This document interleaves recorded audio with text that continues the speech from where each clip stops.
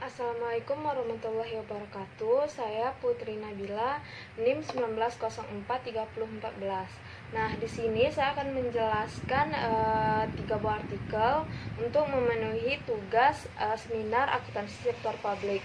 Nah, untuk artikel pertama yaitu dengan judul From Rhetoric to Practice: The Case of Spanish Local Government Report, yaitu dari retorik praktek, yaitu tentang kasus reformasi pemerintah daerah Spanyol. Artikel ini bertujuan untuk mengeksplorasi alat manajemen kinerja apa yang diterapkan dalam praktik di pemerintah daerah Spanyol. Nah, apakah alat tersebut sudah mengarah pada peningkatan dalam manajemen dan akuntabilitas publik, dan menganalisis kegunaan laporan kinerja membandingkan dengan pelaporan keuangan akrual. Banyak entitas yang telah memperkenalkan indikator kinerja namun tidak menggunakannya untuk pengambilan keputusan atau akuntabilitas. Setelah 2 dekade reformasi sistem keuangan dan manajemen, Direktur Keuangan masih menganggap bahwa pelaporan keuangan anggaran adalah hal yang paling berguna. Pada dasarnya karena pengendalian pengeluaran telah masih didasarkan pada anggaran. Nah, selanjutnya yaitu mengenai pertanyaan riset. Pertanyaan pada penelitian ini yang pertama itu, apakah reformasi hukum yang telah dilakukan benar-benar telah dilaksanakan dalam praktik, dan apa keuntungan yang kegunaannya untuk reformasi dalam proses pengambilan keputusan dan akuntabilitas. Nah, selanjutnya itu apakah entitas lokal Spanyol benar-benar memenuhi kewajiban mereka untuk memasukkan indikator kinerja dan dalam laporan keuangan mereka. Jika tidak, mengapa hal tersebut tidak dilakukannya? Nah, selanjutnya itu sejauh mana entitas apa yang menguraikan indikator kinerja, menganggap bergunanya dan digunakannya untuk apa, serta apakah mereka benar-benar memperbaiki manajemen pemerintah daerah. Nah, yang selanjutnya yaitu untuk tujuan penelitiannya. Nah, tujuan melakukan riset ini adalah untuk mempelajari penerapan manajemen kinerja di pemerintah daerah Spanyol dan untuk mengidentifikasi perbaikan yang dihasilkan dari manajemen kinerja dan indikator kinerja.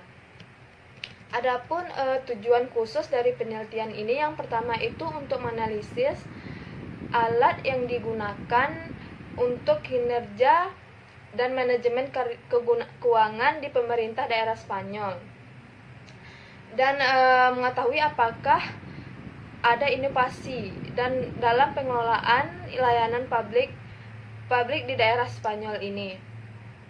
Yang tujuan selanjutnya itu untuk mengetahui apakah entitas tersebut telah mengimplementasikan kinerja indikator dan jenis indikator yang digunakan.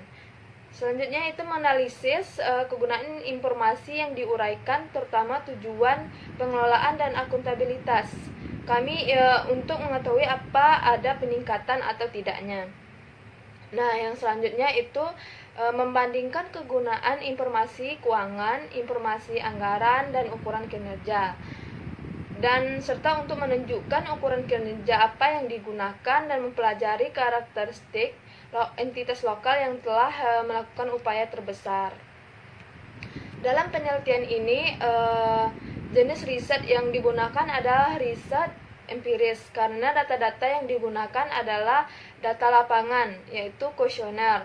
Jenis data yang digunakan adalah data primer. Kuesioner diberikan kepada Direktur Keuangan Pemerintah Daerah dan meminta manajer umum pemerintah daerah, manajer keuangan, manajer mutu atau pejabat lain sebanyak 130 kuesioner dikirim ke entitas lokal dan lebih dari 50.000 penduduk, dan mendapatkan 48 balasan diterima dengan tingkat respon sebanyak 36,93%.